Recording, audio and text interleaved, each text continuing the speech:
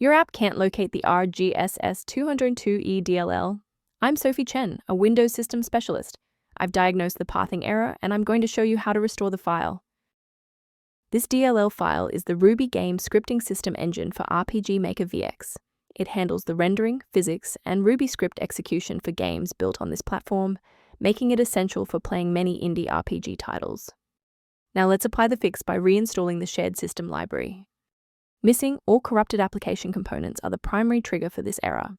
You should reinstall the current official version of RPG Maker VX to repair the core installation and restore the necessary, the rgss202e.dll component. When a standard reinstall doesn't cut it, we move to advanced diagnostic steps to ensure the system is properly configured. Performing a restart can determine if the error is just a transient environment glitch.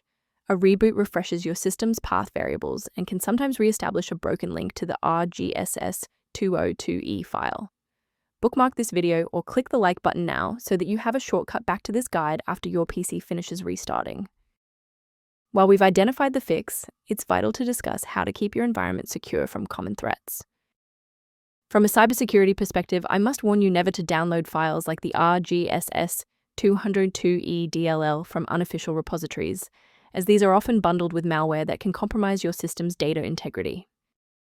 A professional diagnostic tool can be a valuable asset for those looking to maintain long-term system stability and file integrity.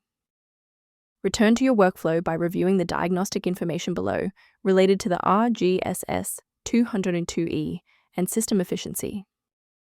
If this engineering-focused approach to fixing RPG Maker VX was helpful, please like the video and subscribe to stay updated on Windows security protocols.